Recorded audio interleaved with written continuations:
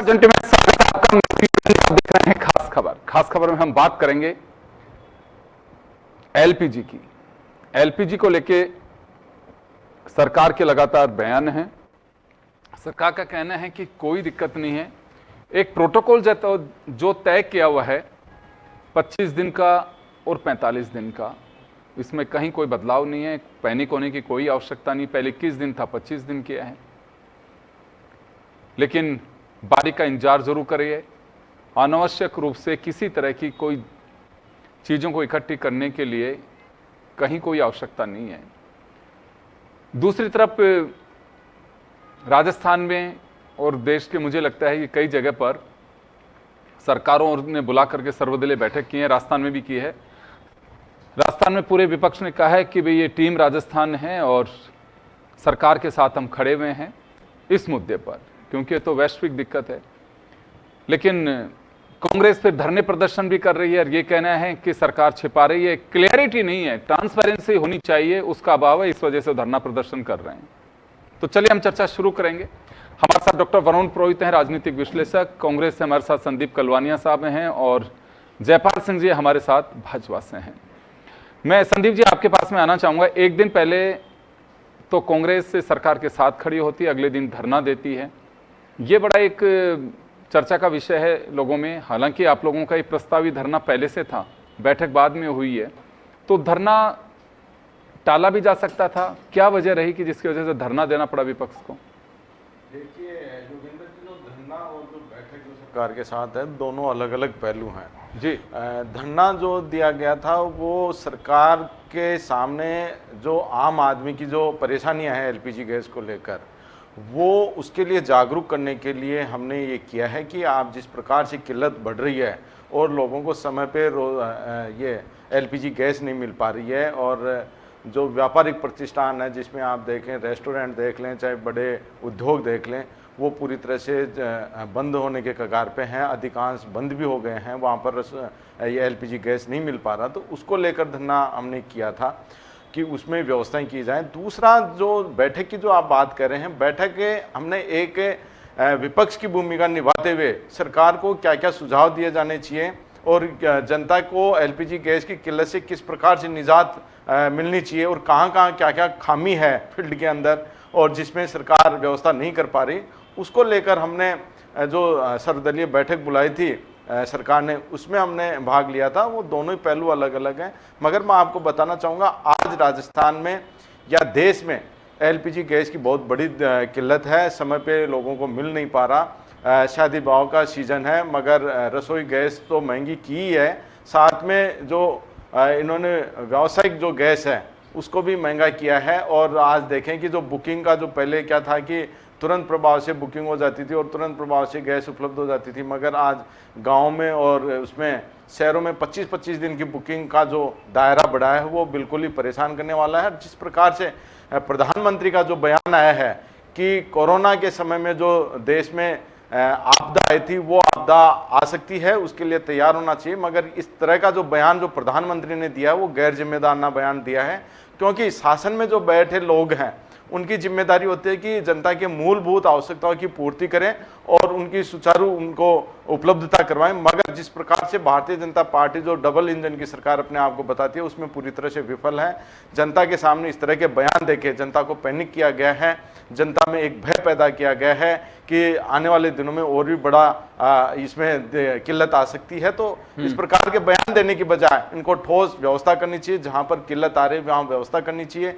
और आज जो उद्योग धंधों में जिस प्रकार से, जैसे गोविंदगढ़ में बोरोसिल की फैक्ट्री है वो बंद हो गई, उसमें 3000 कर्मचारी जो काम कर रहे थे उनको घर पे भेज दिया गया है। गुजरात में आप देखें मोरवी की जो टाइलों की फैक्ट्रियां थी वो गैस की किल्लत की वजह से उनको बंद कर दिया गया है। तो निश्चित रूप से भारतीय जनता पार्टी की जो सोच है वो ये है कि नहीं, ये सब कांग्रेस का किराया धराया है। आप देखें कि सोशल मीडिया पे भी देख लें, हर जगह राजस्थान के दूसरे राज्यों में आप देखें कि पेट्रोल पंपों पे लंबी लंबी लाइनें लगी हुई हैं, रसोई गैस के लिए लोग सिलेंडरों के लिए लाइन में लगे हुए हैं। तो भारतीय जनता पार्टी को अपनी जिम्मेदारी समझनी चाहिए और जो जनता को जो एलपीजी गैस की जो किल्लत हो रही है उसके सामने जो परेशानी आ रही है उसका ठोस समाधान होना चाहिए, नहीं कि जुमलेबाजी होनी चाहिए। चले मैं आपके पास में आना चाहूंगा। जयपाल जी, जुमलेबाजी बता रही है कांग्रेस कि इसी वजह से हमें धरना देना पड़ा। देखिए, ये जो मिडिल ईस्ट का वैश्विक संकट है, इस संकट से विश्व का कोई भी ऐसा देश नहीं है, कोई भी देश ऐसा छूता नहीं है जो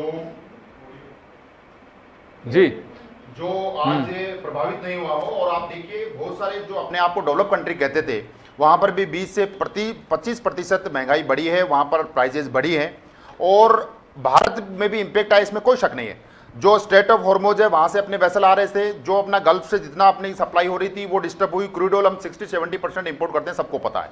जैसे ही यहाँ इंपैक्ट आया, जैसे ही अटैक हुआ, वहां पर दूसरे दिन हॉर्मोज बंद हो गया और देखिए इंडिया के वेसल भी वहां खड़े हुए हैं। लेकिन भारत ने कूटनीतिक रूप से विजय, मैं इसको कह सकता हूं, कूटनीतिक रणनीति में कामयाब रहे। हमारे वेसल्स वहां से आ रहे हैं, वहां से परमिशन दी है। इसके अलावा जो 27 देशों से हम इंपोर्ट करते थे, ये देखिए सारी स्थिति माननीय प्रधानमंत्री जी ने लोकसभा राज्यसभा दोनों के अंदर ये बताई है कि हम 27 देशों से इंपोर्ट करते थे पहले, आज हम अल्टरनेटिव वे अपने तलाशते हुए 41 देशों से इंपोर्ट कर रहे हैं और हमारे पास लगभग 93 लाख मेट्रिक टन का हमारे पास स्टोरेज है, हमारे पास स्पेयर है। यानी 60 दिन 70 दिन तक हमें कोई दिक्कत नहीं है। हमारे पास एलपीजी का पर्याप्त स्टॉक है। आज देखिए हमारे पड़ोसी देशों में, चाहे बांग्लादेश हो, चाहे श्रीलंका हो, नेपाल हो, भूटान हो, अनेकों देशों में जिस प्रकार हाहाकार मचा हुआ है, जिस प्रकार से महंगाई आसमान को छू रही है, आज केंद्र सरकार ने आज ही दी गई 10% एक्साइज ड्यूटी को कम किया है ताकि पब्लिक को दिक्कत नहीं हो, लोगों को दिक्कत नहीं हो।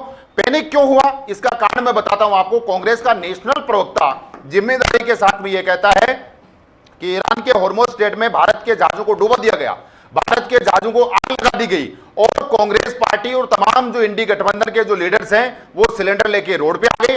आज देखिए स्थितियां हैं। राजस्थान में माननीय मुख्यमंत्री महोदय ने 3 बार रिव्यू किया, अपडेट लिया और 3 बार मीटिंग की, कल सर्वदलीय मीटिंग की। देखिए ये देश का संकट है, ये राजनीति का विषय नहीं है, ये वोट बैंक की राजनीति नहीं है। और देश में जब संकट आता है, हमने माननीय प्रधानमंत्री जी ने संसद के अंदर क्या कहा कि कोविड जैसी स्थिति को अंदर हम सब मिलकर कोविड को हराया।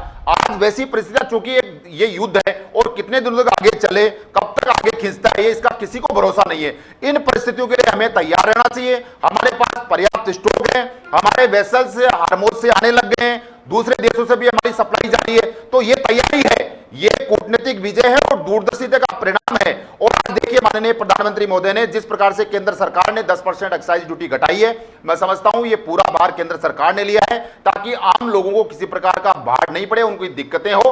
अब कौन सा देश अपने लोगों की तकलीफ को मिनिमाइज कर सकता है? मैं कह रहा हूं कई देशों में अघोषित आपातकाल है। कांग्रेस पार्टी को इसमें आपदा में अवसर नहीं खोजना चाहिए। ये एक तरफ कहते हैं कि हम सरकार के साथ है, दूसरी तरफ ये कहते हैं सिलेंडर लेके सड़क पे आ रहे हैं, तीसरी तरफ ये कहते हैं कि प्रधानमंत्री हमें अपडेट नहीं दे रहे हैं। आप देखिए सर्वदलीय मीटिंग बुलाई, जब कहां थे खड़गे जी, कहां थे राहुल गांधी जी? केरला के अंदर प्रचार कर रहे थे। और जब माननीय प्रधानमंत्री जब स्पीच दे रहे थे संसद के अंदर, तब कहां थे वो लीडर? तो ये देश के लिए सीरियस नहीं है। देश के लिए केवल आज आपदा में अवसर खोजने का काम कांग्रेस पार्टी और तमाम इंडिया गठबंधन कर रहे हैं। मैं समझता हूं ये संकट टल जाएगा, लेकिन कांग्रेस पार्टी इसमें एक्सपोज हो गई है। चलिए वरुण जी, आपके पास में आना चाहूंगा। अपने अपने बयान है। कांग्रेस का कहना है कि छिपाया जा रहा है, ट्रांसपेरेंसी नहीं है, इस वजह से हमें सड़कों पर उतरना पड़ रहा है। सरकार क्लियरिटी करे, हम सरकार के साथ खड़े हैं। तो इसमें कहीं विरोधाभास लगता है, या फिर कांग्रेस अपने रूट पे है या बीजेपी अपने रूट पे, या दोनों ही राजनीति कर रहे हैं? योगेंद्र जी, सबसे पहले तो मैं आपके जन टीवी के माध्यम से आम जनता से अपील करूंगा कि पैनिक करने की आवश्यकता नहीं है। पैनिक करने से नुकसान ही होता है, फायदा नहीं हो। दूसरी बात, आपने एक क्लैरिटी वर्ड का शुरू में भी प्रयोग किया, अभी भी किया। भारतीय राजनीतिक व्यवस्था जो है, पॉलिटिकल सिस्टम, एक कंफ्यूज स्टेट से गुजर रहा है, चाहे सरकार का पक्ष हो चाहे विपक्ष का। सरकार तो क्या है, अब जैसे मोदी जी ने प्रधानमंत्री होते हुए खुद स्पीच दिया, कोविड जैसी स्थिति, तो कोविड जैसी स्थिति तो पैंडेमिक ही हो गई। और एस्मा लागू कर चुके तो इमरजेंसी, नेचुरल इमरजेंसी हो चुकी।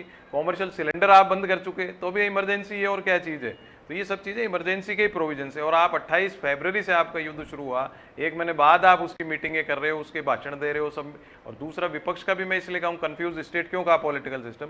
विपक्ष को खाली मोदी जी को क्रिटिसाइज करना, मोदी के पीछे भागना, उसके अलावा कोई जो सकारात्मक जो उनका रोल होना चाहिए अपोजिशन का, वो बिल्कुल नहीं है। आप धरने प्रदर्शन आज के ये करने की बजाय आप ज्ञापन देते, या आपके जब सर्वदलीय बैठक है, आप मुख्यमंत्री के साथ जाके बैठक करते, डिस्कशन करते, भाई क्या स्थिति राजस्थान।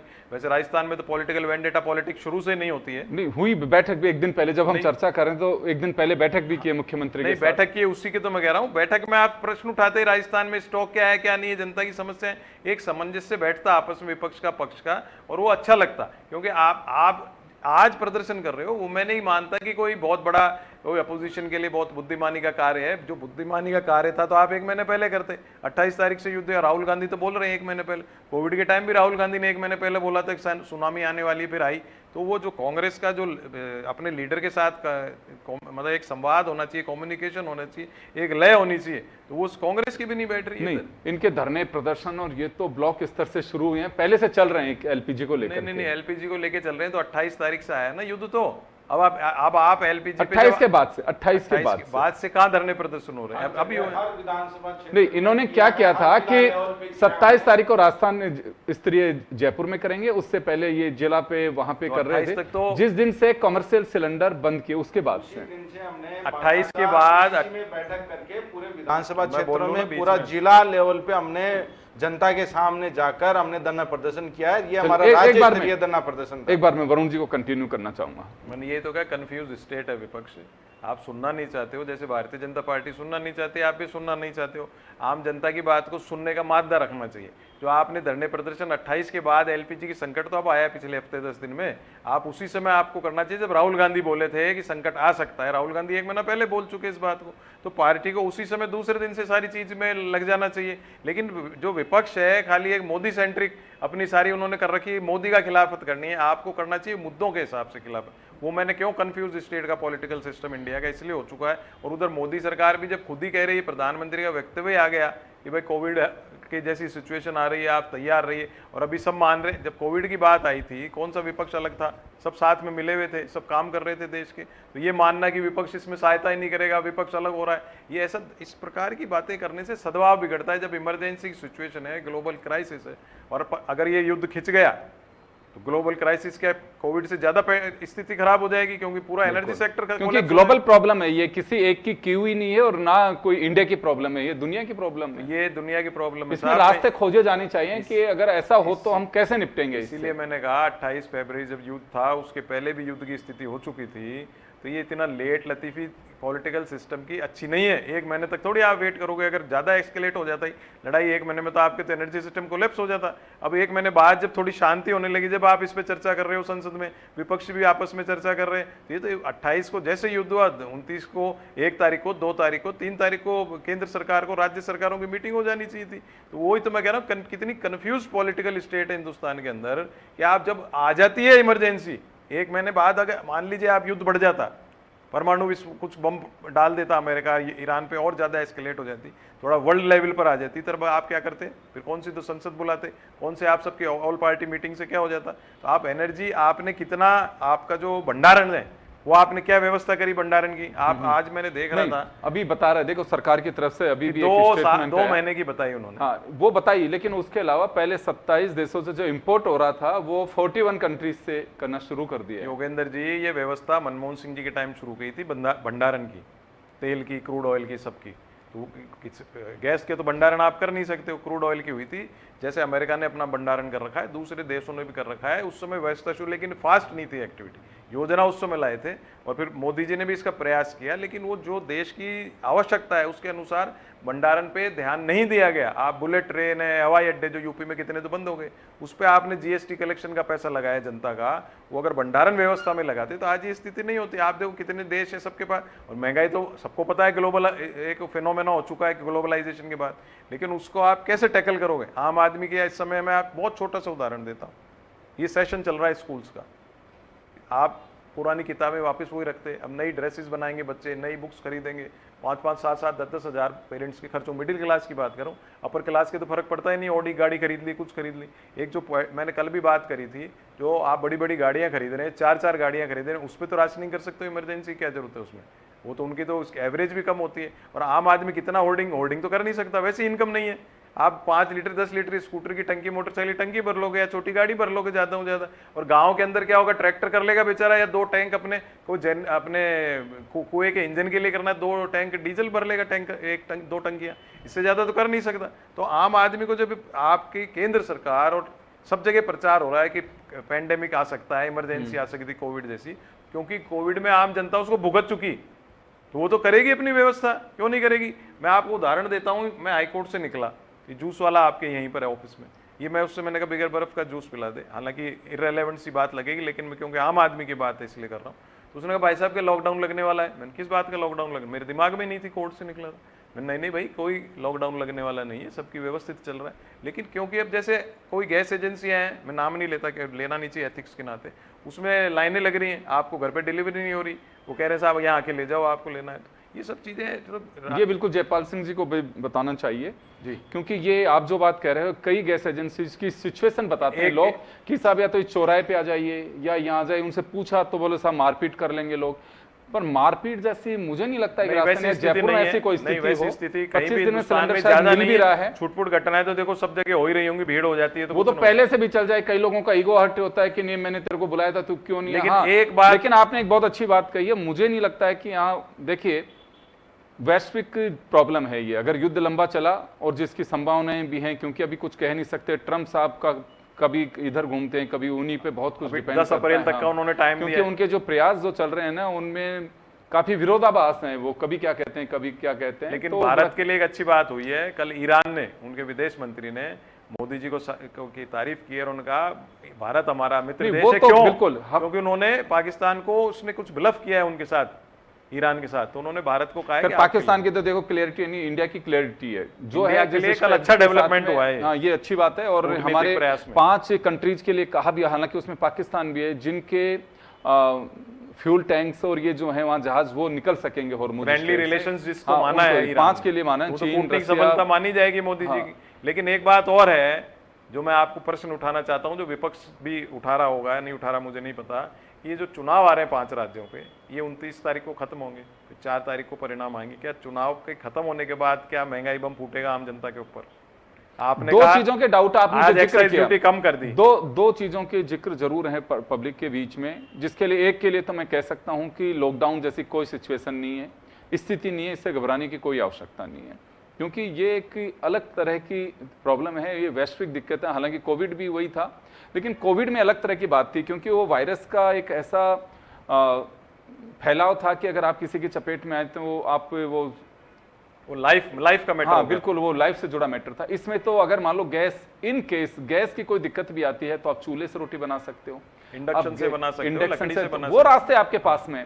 उसके अलावा आपके पास में आप कहीं से आ रहे हैं, दो मित्र मिलकर के ये भी कर सकते हैं कि चलो हम गाड़ी शेयरिंग कर सकते हैं, हाँ वहां से शेयर कर सकते हैं, वो एक अलग तरह का है रास्ता, लोग निकाल लेंगे। तो चलिए कलवानिया साहब आप ही के पास में आना चाहूंगा। खैर धरने प्रदर्शन सब चलते रहेंगे, आप क्या चाहते हो कि सरकार क्या करनी चाहिए, क्योंकि देखिए तो ग्लोबल प्रॉब्लम है, आपका सुझाव है जयपाल जी के माध्यम से हम पहुंचाने की कोशिश करेंगे। देखिए जो ग्लोबल जो प्रॉब्लम है वो बीजेपी के जो केंद्रीय नेतृत्व है, जो डबल इंजन की सरकार है, उनकी तरफ से लाया गया है।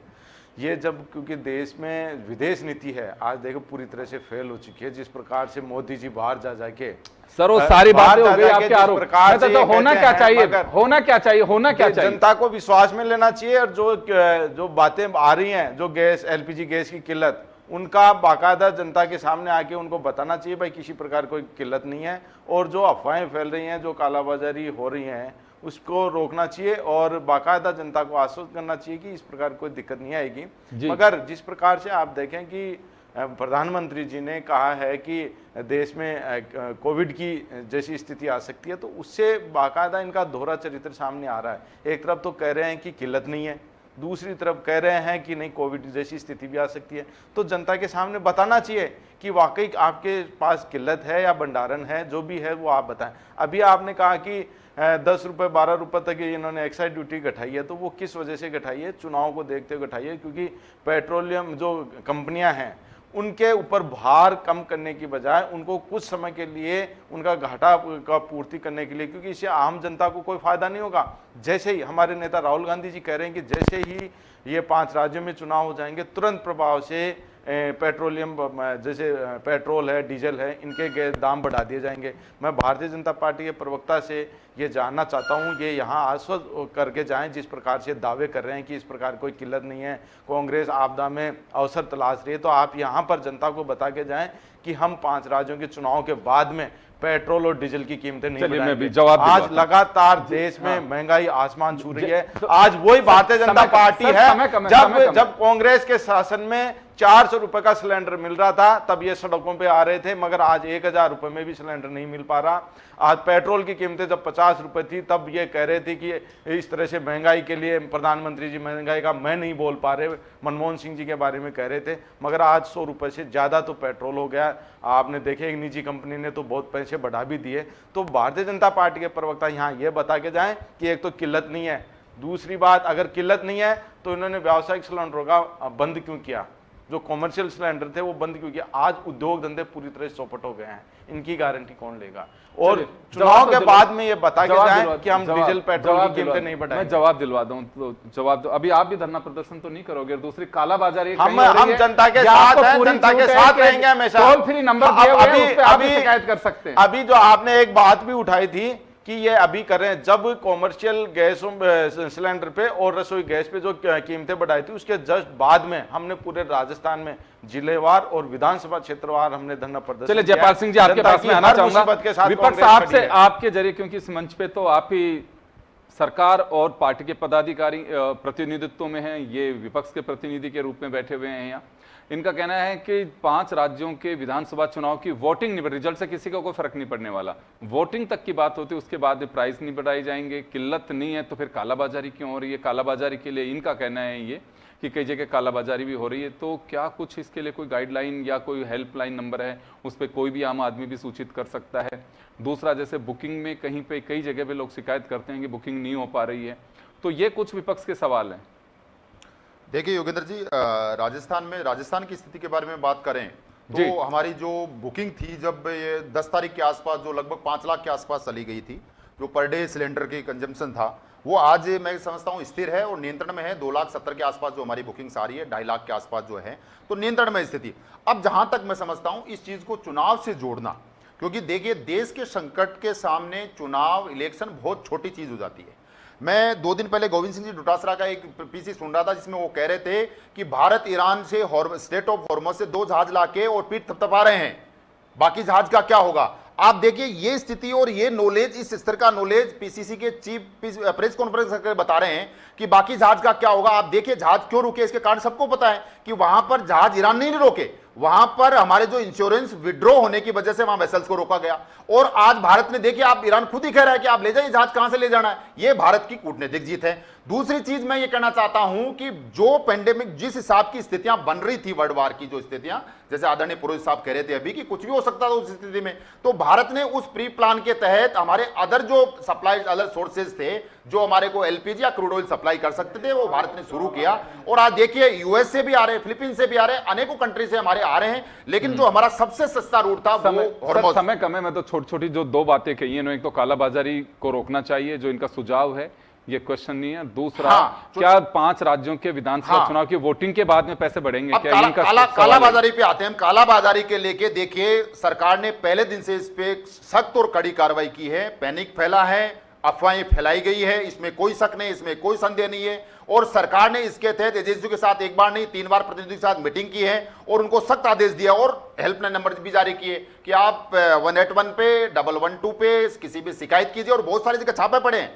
यहां पे जयपुर के अंदर बहुत सारे एजेंसियों के जो सिलेंडर है, जो ब्लैकमेलिंग कर रहे हैं, जो कालाबाजारी कर रहे हैं, उन सिलेंडर को पकड़ा है। और सबसे बड़ी सफलता राजस्थान के लिए कि कल केंद्र से 10% हमारे को एक्सेस कमर्शियल सप्लाई, आज देखिए कमर्शियल सप्लाई भी चालू हो गई। दिक्कत कहां हुई? जो हमारी 5 लाख बुकिंग हुई थी एक दिन के अंदर, प्रॉब्लम हुई थी, आज हम उसी स्थिति में है, नियंत्रण में है। 2.5 लाख के पास हमारी पर डे कंजम्पशन है, वो हमारे पास सिलेंडर पर्याप्त सप्लाई आ रही है, इसलिए किसी प्रकार की कोई दिक्कत नहीं है। लेकिन आगे जो स्थितियां हैं उनके लिए कांग्रेस किसी प्रकार की अफवाह नहीं फैलाए। लॉकडाउन की अफवाह कौन फैला रहा है? कांग्रेस पार्टी के सोशल मीडिया हैंडल से इस प्रकार जो बताया ना कि लॉकडाउन की बातें कौन कर रहा है, तो ये कॉमर्शियल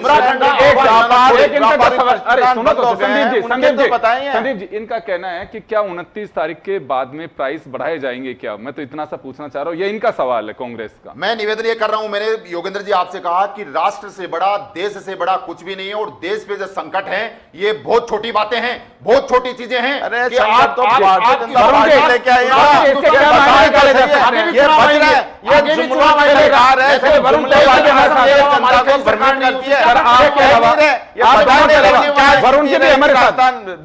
संदीप जी, वरुण जी भी है, मैं उनसे पूछना चाहूंगा। वरुण जी, देखिए राष्ट्र की बात आ रही है, राष्ट्र से बड़ा कुछ नहीं होता है, तो क्या माना जाए अभी? हालांकि देखिए 29 तारीख में समय, 29 अप्रैल टाइम है अभी, उसमें 1-1.25 महीना बाकी है अभी। तो अभी तब तक तो हमें राहत है कि महंगाई नहीं बढ़ेगी जब तक, क्योंकि फ्यूल पे बहुत कुछ डिपेंड करता आपका। एनर्जी पे मैंने कहा ना, एनर्जी ऊर्जा का बहुत ज्यादा संकट हो जाएगा तो बड़ी दिक्कत हो जाएगी। और तब तक रास्ता निकल गया तो हो सकता है कुछ बढ़े ही नहीं है। वैसे प्रधानमंत्री पे अविश्वास तो क्या किया जाए? प्रधानमंत्री कोविड में भी थे ही थे, लेकिन विपक्ष और सब साथ ही बजवाई थी, थाली बजवाई, अभी भी बजवा देंगे। बिल्कुल गलत है, थाली और ताली बजाने। उनको जवाब तो देना सर, उनको जवाब देने दीजिए जी। मैं कह रहा हूँ प्रधानमंत्री कोई भी हो, वही तो कहा ना, पॉलिटिकल सिस्टम बड़ा कंफ्यूज्ड हो गया है। इस बात को मैंने शुरुआत में कहा। आप देखिए प्रधानमंत्री हैं जब तक तो विश्वास करना ही पड़ेगा ना, आप हटा थोड़ी सकते हो आज रात में उनको। तो प्रधानमंत्री पे विश्वास भी करना पड़ेगा, विपक्ष को तो दबाव भी बनाना पड़ेगा। देश के सर्वोच्च पद पे बैठे हुए हैं, हाँ, लेकिन राष्ट्रपति के बाद महंगाई की बात है, महंगाई को और राष्ट्रवाद को जोड़ना आम आदमी का। मैंने आपको शुरुआत में कहा, जिसके पास ऑडी कार है या जिसके पास गैस की पाइपलाइन है, एलपीजी जहाँ सप्लाई की जगह पीएनजी हो रही है, उस पर आपने क्या राशनिंग करी कि 25 दिन तक 14.2 किलो इतना ही काम मिलेगा गैस का सिलेंडर? जैसे जिसके पास 2 बोतल है उसको तो आपने 25 दिन का दे दिया कि 25 दिन बाद ही दूसरा भरा सकता है। तो पाइपलाइन वाले को आपने क्यों नहीं रोका? क्यों? क्योंकि बड़े बड़े कॉम्प्लेक्सेस जो एलिट क्लास है, उनके पास पाइपलाइन भी है, बड़ी बड़ी गाड़ियां भी हैं, उनके तो क्या फर्क पड़ेगा? उनके तो राष्ट्रवाद का कोई फर्क नहीं है, ना महंगाई का फर्क है। ये तो मिडिल क्लास और आम आदमी के फर्क पड़ेगा। उसको आप राष्ट्रवाद के नाम से महंगाई बढ़ा के उसका खून चूसोगे तो वो राष्ट्रवाद वो वैसे भी खून देगा, बच्चों को भी पढ़ाएगा। मैंने जब भी तो एक छोटा सा उदाहरण जो स्कूल एजुकेशन का दिया था। तो आपको अगर आपके मन में वाकई राष्ट्रवाद है तो इक्वलिटी होनी चाहिए कि मिडिल क्लास को कैसे बचाएंगे। आप ऐसे बताओगे जो एलिट क्लास है उसको आप राशनिंग में डालो, उसको जिसको परेशानी नहीं उसको राशनिंग में डालो, और मिडिल क्लास को किसी ना किसी तरह सेव करो। मिडिल क्लास नहीं तो वोट दिया है बीजेपी। नहीं, अभी देखिए सबसे बड़ी बात मैं जो प्रैक्टिकली प्रॉब्लम बताना चाहूंगा कि जो गरीब आदमी या कोई मजदूर या पढ़ने वाले बच्चे जो आए हुए हैं, मेरे ख्याल में कल भजनलाल जी के सामने, मुख्यमंत्री जी के सामने इस बात का जिक्र भी आया था, उनके सिलेंडर्स की व्यवस्था होनी चाहिए। क्योंकि कारण क्या है कि अब मकान ऐसे बनने लगे, लोग अंदर चूल्हा बना नहीं सकते। तो जैसे कोई झाड़ू पोछे वाली बाइयां हैं, मजदूर आए हुए हैं, कई सिलेंडर के साथ में आए, अपने गांव से लेके आ गए वो कनेक्शन का सिलेंडर या उज्ज्वला का सिलेंडर, अब यहां दिक्कत आ रही है कि उनको भराने की बड़ी प्रॉब्लम आ रही है, क्योंकि यूं मतलब ये बाध्य भी नहीं है, क्योंकि उनका कनेक्शन यहां से नहीं है लीगली तो, लेकिन वो पहले भी जैसे भरा रहे थे। तो जयपाल जी, ये एक बड़ी प्रॉब्लम है। मुझे लगता है कि ऐसी कोई कॉलोनी नहीं है जिसमें इस तरह के लोग सफर नहीं कर रहे होंगे, क्योंकि मजदूरी करने के लिए आए हैं। बहुत अच्छी बात है कि वो चूल्हा पे नहीं, अपने गैस पे, हर व्यक्ति के पास में गैस है, ये बहुत अच्छी बात है। उनके सामने नहीं, पर्यावरण मंत्रालय ने भी एक छूट दी है कि पोल्यूशन जो होता है ना लकड़ी जलाने से, इनसे, इस पे रोक थी, इस पे भी छूट दी है। ये किसी का वो ध्यान तो नहीं बिल्कुल गया। ठीक है, अभी बनाइए। नहीं, लकड़ी भी कहां से आएंगी? तो जयपाल जी 30 सेकंड में मैं चाहूंगा, क्योंकि ऑलरेडी समय बहुत ज्यादा हो चुका है। देखिए योगेंद्र जी, मेरा निवेदन इतना सा है कि जो प्रॉब्लम आई थी, सर्वर क्रैश हुआ था एक साथ, एक दिन, जैसे राजस्थान की बात करें 5 सर, लाख आप की बुकिंग। एक बात सुनिए सर, आप उस आंकड़े पे मत जाइए। हाँ, नहीं, मैं बड़ी लेकिन- प्रैक्टिकली से बात, सुनिए सुनिए, एक सेकंड हाँ। और ध्यान में आपकी, आप उसको इग्नोर मत करिए। जो मजदूरी करने वाले लोग हैं, किसी चौकटी पे जाके आप उन लोगों से बात करिए, उनकी बड़ी प्रॉब्लम है। हमने इस बात को स्वीकार स्टूडेंट्स जो रह रहे हैं, पीजी में रह रहे हैं, उन लोगों की प्रॉब्लम है। लेकिन आज योगेंद्र जी जो नहीं मिल रहा सर, एक को भी नहीं मिल रहा। कालाबाजारी की, पीजी कालाबाजारी स्टूडेंट्स की करिए ना। कोई सर, आदमी कालाबाजारी की बात ही यदि नहीं है। उसमें मैं सर 25 दिन का गेम नहीं रखेंगे तो कालाबाजारी करेगा। सर, कालाबाजारी की बात ही नहीं है। उन लोगों को उनकी प्रॉब्लम बड़ी जेन्युइन प्रॉब्लम है, उनको नहीं मिल पा रहा। खैर चलिए, मैं माफी चाहूंगा, सर, समय हो गया, समय हो गया। तो चलिए, खैर ये युद्ध का वक्त है और इसमें एक परेशानी जरूर है, मिलकर के लड़ना चाहिए, पैनिक होने की आवश्यकता नहीं है। जो अफवाहें फैल रहे हैं कि लॉकडाउन लग जाएगा, ये हो जाएगा, भरोसा रखिए कोई लॉकडाउन नहीं लगेगा और कहीं भी किसी तरह से परेशान होने की जरूरत नहीं है, क्योंकि ग्लोबल प्रॉब्लम है ये, आपकी और हमारी अकेले की प्रॉब्लम नहीं है। तो इसमें मिलकर कुछ, पैनिक होने से भी क्या हो जाएगा? आप अपनी सेहत खराब करेंगे, आप परेशानी में जाएंगे, चिंता करेंगे। जो जैसा सॉल्यूशन धीरे धीरे निकलेगा वो, क्योंकि कहा जाता है, बड़े बुजुर्ग कहते हैं कि अगर अच्छे दिन निकल जाते हैं और बुरे दिन आ जाते हैं, तय मानिए कि ऐसे दिन भी निकल जाएंगे, अच्छे दिन वापस लौट आएंगे। सभी का बहुत बहुत शुक्रिया और खास खबर में इतना ही। दीजिए इजाजत, नमस्कार।